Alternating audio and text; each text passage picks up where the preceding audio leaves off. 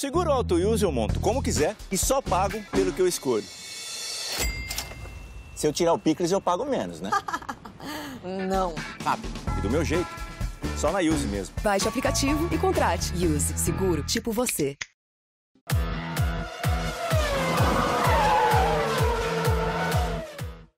E aí, pessoal, bom dia, GP às 10. Beleza? Gente, fazia tempo que eu não vinha gravar nessa pracinha aqui. Essa pracinha fica num condomínio de casas em frente ao meu prédio. Um dos meus, eu não sei bem qual, acho que é esse aqui.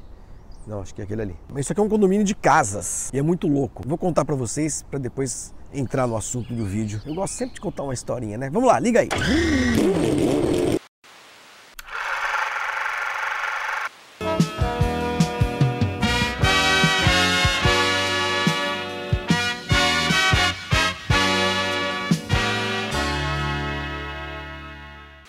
Gente, isso aqui é o seguinte, é um condomínio de casas, como eu disse, que, na verdade, como quase tudo aqui no Rio de Janeiro, foi construído de uma maneira ilegal, por assim dizer. Por quê? Porque essa área aqui, acreditem vocês, ela é pública. É um condomínio de casas que foi cercado, a área enorme foi cercada, mas não podia ser cercado, porque o que temos aqui são ruas, isso aqui é uma praça pública, e os milionários magnatas aqui cercaram, só que aí alguém chegou e falou assim, escuta, vamos cercar o rabo, aqui tem que ser aberto para quem quiser entrar, então eu venho passear aqui, qualquer um poderia estar passeando aqui, porque eu venho passear aqui com o meu cachorro. Agora, olha que loucura, essa aqui é uma praça, que fica entre um lado do condomínio e o outro lado do condomínio. Vocês estão reparando no estado de destruição que está isso aqui? Desde janeiro, árvores monstruosas, enormes, estão caídas. Não sei se dá para ver. Deixa eu ver se eu aumentar aqui. Ah, não dá. Mas enfim, lá atrás, ó, isso aqui atrás de mim, dá para ver, né? Ó, ó. Teve uma daquelas tempestades aqui no Rio e essas árvores aqui da pracinha vieram todas abaixo. Muitas vieram abaixo. Enormes, cara. Tem uma ali atrás. É que não sei se vocês vão conseguir reparar. Bem aqui atrás, assim, ó. Tem quase a minha altura a raiz que caiu. A raiz. O diâmetro da raiz. Os magnatas do condomínio, nos seus jardins particulares, nas calçadinhas e tudo mais, tá tudo cuidadinho, tá tudo arrumadinho. Imediatamente arrumaram, cada um cuidou do seu. Mas aqui dentro, nessa pracinha, os magnatas, milionários, donos das casas do condomínio, não vão colocar um centavo, um caminhão, uma serra para limpar a pracinha. Sabe por quê? Porque eles consideram que a pracinha é pública.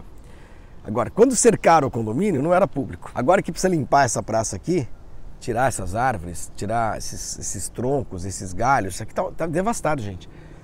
É cenário de guerra mesmo. Ó, olha. Olha pra lá. Estão vendo? Tá tudo derrubado. 5 meses. 5 meses. E eles querem que o poder público venha aqui e limpe a pracinha.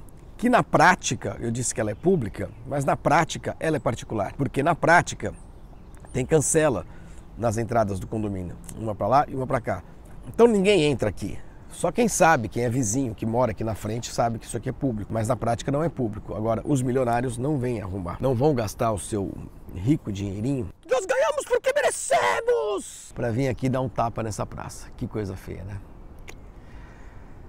Ah, que país. Puta merda. Eu tinha prometido não falar mais de Ayrton Senna, porque já tínhamos encerrado a semana dos 25 anos da morte do Ayrton e tudo mais, mas eu serei obrigado a tocar no assunto, eu juro que vai ser, não sei, também não é a última vez, mas eu vou ser obrigado a tocar no assunto mais uma vez, porque a repercussão dos últimos vídeos e do material que a gente publicou no Grande Prêmio, no Grande Premium, no meu blog e tudo mais, a repercussão foi muito grande. Claro, o assunto Ayrton Senna mexe muito com as pessoas, mexe muito com o mundo da Fórmula 1, as pessoas que seguem a Fórmula 1, que acompanham e tudo mais, mesmo aqueles que não o viram correr e tudo.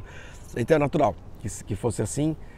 Não estou aqui me queixando de ter falado Senna de novo, não. Até porque eu vou falar hoje de um assunto, vou tratar de um assunto um pouco marginal a carreira dele, que vem a ser o tratamento que se despende ao Senna por parte de imprensa, por parte de fãs também. Tentando explicar melhor. Naquele vídeo, acho que foi o último que que é até meio pretensioso o nome, né? Mitos e verdades, como se eu fosse dono de verdade, alguém fosse dono de alguma verdade e tal. Mitos e fatos talvez fosse melhor a gente colocar ali. Naquele último vídeo, eu percebi uma reação muito violenta, mas é violenta mesmo. Vocês não sabem a quantidade de comentário que eu apaguei no YouTube, aqui embaixo, nesses comentários que vocês colocam aí. Uma reação muito violenta. A simples menção da hipótese de que o acidente possa ter sido causado por uma queda de pressão de pneus mais frios, o carro atrás do safety car, né? O carro muito pesado para uma parada só, batendo em alguma ondulação, levantando o bico, perdendo o controle e batendo e acabando ali com a vida do Ayrton. A simples menção desta hipótese como uma das 3 que eu apresentei como possíveis causas do acidente, a saber, a quebra da coluna de direção, que acabou sendo a tese mais difundida e mais aceita pelo público em geral, inclusive, e pelos peritos italianos, a tese do pneu pressão mais baixa, que é defendida pelo Damon Hill, muita bagagem para falar do assunto, afinal de contas ele estava dirigindo o outro carro da Williams, e a terceira tese da pane na direção hidráulica, no sistema de direção hidráulica, que seria, como eu estou colocando no condicional, né, seria irregular, de acordo com o depoimento informal que me deu um dos peritos, o ex-piloto Emanuele Pirro. Foi só isso. Eu apresentei 3 hipóteses, 3 possibilidades para tentar trazer para vocês um quadro mais completo de tudo aquilo que aconteceu em 94, de tudo aquilo que se estudou, se discutiu, se apurou, se levantou, se analisou e tudo mais. Fora, claro, a tese do sniper que, por óbvio, eu não vou repetir aqui. A simples menção da possibilidade de ter sido um acidente causado, como eu disse, pela queda de pressão de pneus, levou algumas dezenas, hein? Eu tô falando de muita gente, de seguidores, de fãs do Ayrton Senna e tudo mais, a me ofenderem de uma tal forma, mas assim, tão agressiva, tão virulenta, tão estúpida, tão irracional, tão aviltante, tão sem sentido, que vocês não têm ideia. Vocês realmente não têm. Vocês que eu digo, vocês civilizados. Aqueles que o fizeram e estão assistindo esse vídeo sabem que essas palavras se referem ao que vocês fizeram, que alguns de vocês fizeram. E eu acho que essa reação diz muito mais sobre o fã do que sobre o ídolo. Sabe o que acontece? Acho que aqui no Brasil, o brasileiro é um povo de um caráter que eu vou te falar uma coisa. Eu sou brasileiro, tá? Mas eu tô falando isso porque eu não sou psicólogo, nada disso, mas eu tenho observado muito o comportamento das pessoas, não só em redes sociais, mas assim, no dia a dia, na rua. Como eu vivo em 2 cidades, nas 2 maiores cidades do Brasil, então eu tenho um quadro bem geral daquilo que está acontecendo com o comportamento das pessoas, e o caráter de alguns brasileiros é realmente uma coisa assustadora. Bom, não precisa ir muito longe, né? Aqui na Barra é só ir no condomínio, ali na avenida. Se não tiver ninguém lá, é só pegar um aviãozinho aqui para Brasília. Eu estava dizendo que diz muito mais sobre os fãs do que sobre os ídolos. Sabe que às vezes a impressão que eu tenho, de novo, eu não sou psicólogo, nada disso. A impressão que eu tenho é que a simples menção a um erro do Senna faz com que o fã do Senna se volte imediatamente contra o mensageiro, né? Contra aquele que tem a coragem, a ousadia de atribuir ao meu ídolo possibilidade de ser infalível. Como assim? Se eu sou fã desse cara, se eu dou a ele a honra e o privilégio de me ter como fã, é melhor que ele seja perfeito. Porque se não for, tá? Se não for, é um verme, um lixo.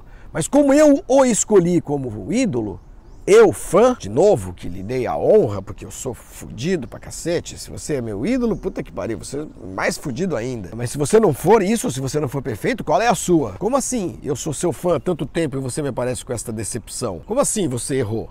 Há anos, há 30 anos, há 25 anos eu falo que você era um piloto infalível. E a minha honra, tá ok? É um pouco isso. O cara que é fã demais, eu tô falando de algumas figuras, tá? Algumas figuras. O Senna acontece isso muito. Se dá ao trabalho de escolher um ídolo, escolhe o Ayrton Senna e, portanto, é o seguinte: senhor Ayrton Senna, o senhor, por favor, seja infalível, porque eu o escolhi como ídolo. Então parece que é uma ofensa pessoal, não é nem ao Senna, Do tipo assim, não era tudo isso não. A ofensa, quando alguém fala que o cara errou, e ele errou, cometeu vários erros em vários momentos da carreira, normal. Mas parece que quando você fala isso, você está ofendendo o fã, não o ídolo, não o piloto. Parece que você está dizendo pro cara assim, olha aí, ó, o cara que você escolheu para ser fã, não era tudo isso não, você é um bosta. É essa a impressão que eu tenho, pela reação das pessoas. Porque elas não admitem, não é que o ídolo não seja infalível, elas não admitem o fato de terem doado a sua condição de fãs a alguém que não é infalível. Porque eu sou bom demais para ser fã de um cara que não é infalível. Como assim? Você acha que eu seria fã do André de Cesaris, fã do Nelson Piquet, do Rubens Barrichello? Não, eu vou ser fã do melhor. E se eu escolhi o melhor, se eu decidi que o melhor para ser fã é o Ayrton Senna, é o Ayrton Senna e acabou. E se não for, a culpa é do mundo, não é minha. Vocês entendem? Tá dando para pegar o raciocínio do que move essas pessoas a serem tão agressivas, tão violentas na internet, quando você simplesmente sugere a possibilidade de ter acontecido alguma outra coisa que não é aquilo que o cara quer que tenha sido, entendeu? O fã. Incrível, incrível. O debate no nível razoável, ele está eliminado no Brasil. Não vou nem dizer o bom debate, estou falando do debate no nível razoável. Vale para tudo, isso vale para música, isso vale para futebol, vale para política, vale para um monte de coisa. Vocês não precisam ficar ofendidos porque o ídolo de vocês não era perfeito. Caso a morte dele tenha sido causada por um acidente, ele tenha tido alguma responsabilidade. O Senna era muito melhor do que vocês, que ficam pensando essas bobagens e que ficam reagindo dessa forma a qualquer discussão sobre o assunto. Não estou dizendo que ele era santo, não estou dizendo que ele era mártir, Deus, nada disso. Mas era um ser humano com seus defeitos, com suas qualidades e tudo mais, mas que eu acho que não ia gostar muito desse tipo de reação. Acho que não ia gostar muito desse tipo de reação. Outra coisa, esse entorno do Ayrton Senna é uma coisa que incomoda às vezes. Incomoda.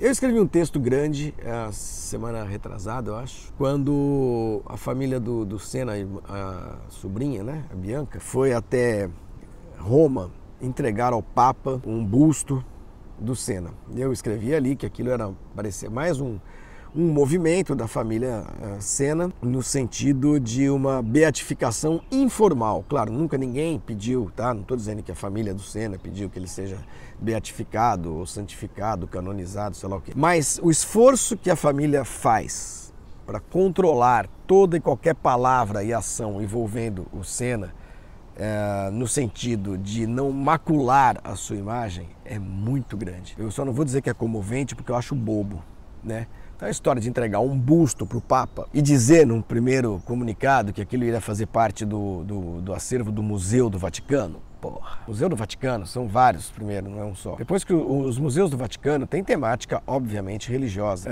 O Vaticano como Estado, que é uma cidade-estado, tem bandeira, tem chefe de Estado, que é o Papa e tudo mais, o Vaticano recebe presentes, comendas, visitas oficiais, etc, etc, etc. Vai lá um dirigente, um bispo ou um cardeal, sei lá, da Indonésia e vai levar de presente para o Papa um escudo de um índio, sei lá o que, de um aborígene, não sei. Isso tudo vai lá para o depósito do Vaticano, sei lá onde, os caras vão guardando presente, que nem agora. Aqui, qualquer presidente da República aqui no Brasil, o Lula, por exemplo, quando acabaram os seus 2 mandatos, ele tinha 2 containers de presentes. Todo chefe de Estado que vinha aqui para o Brasil trazia alguma coisa, um chapéu, uma escultura, uma harpa, fazem parte do acervo de presentes que ou um país ou um chefe de Estado recebem, né? Então foi esse o sentido dessa história.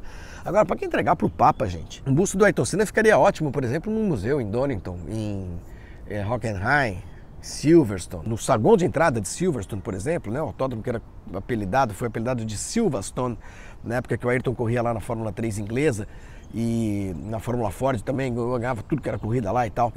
Ou mesmo em Imola tem lá aquela estátua, mas sei lá, Mônaco, onde ele ganhou 6 vezes. Gente, Papa, Vaticano, vocês acham que isso é casual? Naquela semana a gente lê vários textos na imprensa esportiva europeia e tal, e as menções ao trabalho de caridade voltado às criancinhas que faz a fundação deixada pelo Senna. A Viviane Senna esteve no programa do Serginho Groisman, sábado à noite. Palavras dela. O Instituto Ayrton Senna, ele foi fundado em novembro de 94, ou seja, 6 meses depois da morte do Senna. Antes disso, no começo daquele ano, palavras, relato da Viviane Senna, começo de 94, fevereiro mais ou menos, ela relata que teve uma conversa com o Ayrton, que o Ayrton falou assim, escuta, pensando aqui em fazer alguma coisa no Brasil, alguma coisa pelas crianças, vamos pensar alguma coisa? Vamos pensar alguma coisa, a Viviane disse. Não voltaram a se falar sobre o assunto. Ela contou, não estou inventando. Teve um acidente e ele morreu. Quer dizer, depois dessa conversinha curta, né, e genérica, vamos fazer alguma coisa pelas crianças do Brasil, o Senna morreu e não se falou mais do assunto.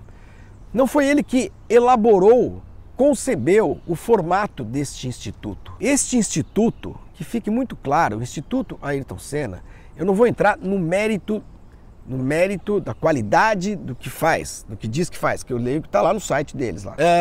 Não vou fazer juízo de valor, tá? Mas eu afirmo aqui e garanto que não é nada do que a imprensa internacional, por exemplo, escreve. Toda hora que a imprensa internacional, coitado da imprensa internacional, é assim mesmo, os caras não estão aqui para vir de perto, mas os caras escrevem que o Senna deixou uma fundação que cuida de criancinhas. O Senna sempre se preocupou com as criancinhas pobres do Brasil.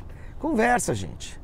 Pode ser até que ele tenha se preocupado, pode ser que ele tenha doado todo o dinheiro dele para criancinhas pobres. Mas não é isso o que o Instituto Ayrton Senna faz. O Instituto Ayrton Senna é uma ONG, uma espécie de ONG, é uma entidade voltada para educação sem fins lucrativos, que não reforma escola, não dá uniforme para alunos carentes, não dá merenda, não compra lápis, não compra borracha, não compra giz, não pinta fachada de escola, não conserta janela. O Instituto Ayrton Senna não faz nada disso para a educação brasileira. O que faz, e eu estou me reportando ao que está escrito lá no site do Instituto Ayrton Senna, é impactar, impactar alunos, eu não sei direito o que é impactar alunos, oferecer soluções educacionais em parcerias com prefeituras, com secretarias de educação, fornecendo métodos de gestão para escolas ou métodos de avaliação de ensino ou de formação, dando cursos de formação para professores, mas não é que ensina matemática, inglês, geografia, português, não. Ensina a dar aula ou apresenta métodos que, segundo vários estudos, e esses estão lá no meu blog, inclusive, esses 25 anos de gente ligada à área educacional, pedagógica e tudo mais, não são aprovadas, esses métodos não são aprovados por todo mundo, não, muito pelo contrário, tem muita gente ligada à educação que discorda da visão mercadológica, da visão de mercado que o Instituto Ayrton Senna tem da educação, a partir dos seus métodos de avaliação, tanto de professores quanto de alunos, de gestão das escolas, de acompanhamento escolar, etc, etc, etc. Então, resultados, o Instituto Ayrton Senna vai chegar e vai dizer assim, olha, nós impactamos 25 milhões de estudantes. O que é esse impacto? A educação brasileira melhorou nesses últimos 25 anos? Não. Isso é conversa, desculpa, assim, é tudo muito genérico, entendeu? Então, mas que fique muito claro, não é uma entidade beneficente, não é uma entidade de caridade, não é uma entidade que paga, por exemplo, que forma professores num centro de formação de professores em São Paulo e coloca esses caras para trabalharem no interior do Piauí, do Maranhão, da Amazônia, não sei o quê, para dar aula. Não. É um fornecedor, o Instituto Ayrton Senna é um fornecedor de métodos de gestão de escolas, gestão educacional. Eles chamam de soluções educacionais. Soluções educacionais. Estudo é financiado por patrocinadores privados e também pelo uso dos royalties de todos os produtos que levam a marca Senna no mundo. Todos esses produtos que levam a marca Senna, por exemplo, o cara vende uma Gillette escrito Ayrton Senna, sei lá quanto, vai para o Instituto Ayrton Senna. Vende uma McLaren Senna lá, os caras super esportivos que estão fazendo aí por aí, uma parte vai para o Senna. A marca Seninha, bicicleta, moto, sei lá, tudo. E esses royalties chegam ao Instituto Ayrton Senna e entram na sua receita e não são tributados. Por quê?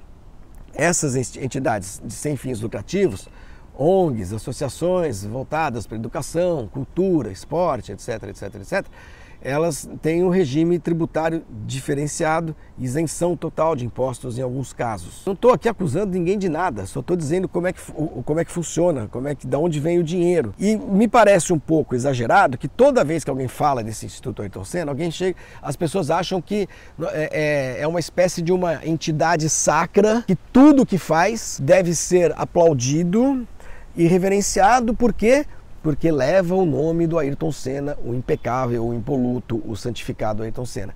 Esse esforço de beatificação da imagem do Senna tem a ver com a imagem que o Instituto Ayrton Senna quer passar daquilo que faz. É muito claro isso. Não estou vendo nenhuma teoria da conspiração. E aí vem a dona Viviane Senna, menciona no programa do Serginho Groisman a sua intenção, a sua vontade, o fato de ter sido seduzida pela possibilidade de ser ministra da Educação do Jair Bolsonaro, de um governo que acabou a semana passada de cortar 30%, 40% de verbas de universidades públicas e escolas técnicas, institutos técnicos federais, que está massacrando, atacando a educação, que ofende professores, que quer que fiscalizem professores com câmeras dentro de sala de aula, que agride a classe. Como é que alguém que está ligado à educação, como é a Viviane Senna, do presidente do Instituto Ayrton Senna, pode se mostrar seduzida por alguém que tem estas ideias em relação à educação, que acabou escolhendo como ministro da Educação aquele colombiano, Vélez, cuja única medida foi sugerir que as pessoas cantassem, que os alunos cantassem o hino nacional todo dia na classe de aula. E esse outro, eu esqueci o nome, gente do céu, vocês já viram esse cara falando? Vocês já viram as ideias desse cara? Vocês notaram que o governo brasileiro cortou 2,4 bilhões da educação básica? O governo que está cagando para a educação.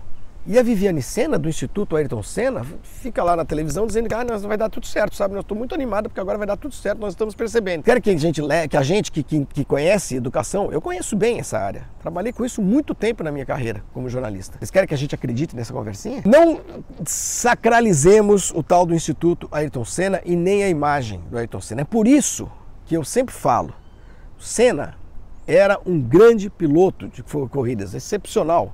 Um dos maiores que eu vi, um dos maiores de todos os tempos. O resto, gente, é inversão de ídolo, de fã, entendeu? Que constrói a imagem do ídolo. Ah, mas ele se dedicava tanto, ele era tão bonzinho. Quem não faz isso?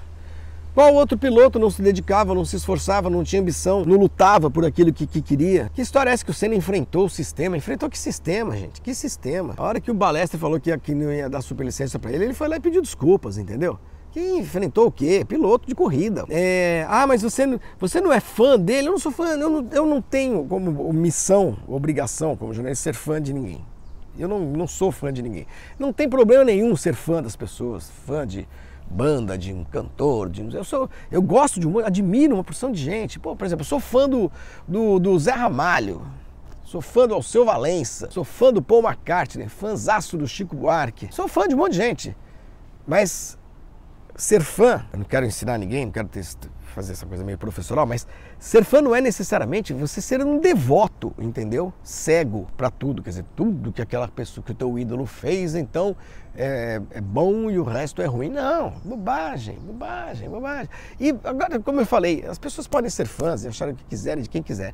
Jornalista não deve ser assim. Se a gente se aproxima da condição de fã, a gente simplesmente perde uma condição essencial para exercer o nosso ofício, que se chama distanciamento, isenção. A única forma de eu contar para você que está aí desse lado o que aconteceu, porque a nossa vida é essa, né? A gente observa, testemunha e relata.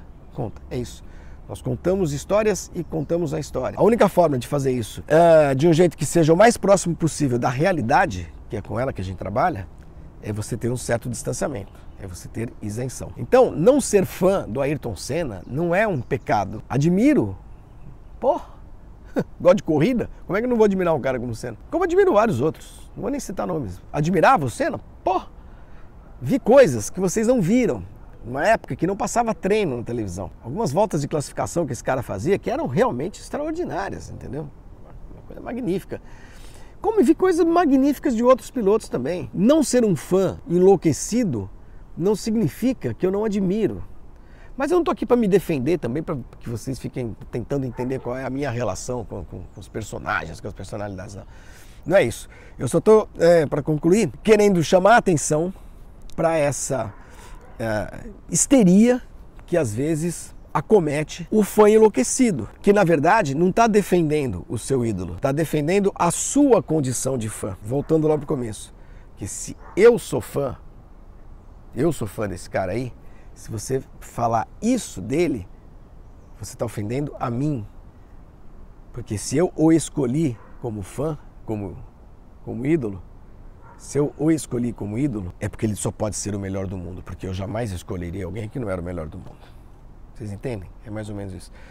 Quase que eu confundi fã e ídolo. Não por acaso hoje tive contato com um texto escrito por conhecido capitão reformado do Exército, não muito tempo atrás, a respeito do tal de Olavo de Carvalho, quando ele diz que no Congresso Nacional, tá ok, quando eu cheguei, ele apareceu e olha, todo mundo admirou ele, aqui, e ele virou fã de todo mundo, entendeu? Tá ok? Nessas, aí eu quase me atrapalhando com fã e ídolo, mas é isso. Tchau, pessoal, até sexta. Oxi, meia hora. Hoje eu vou levar uma bronca do Vitor Martins, mas não faz mal, tô nem aí. Beijinhos.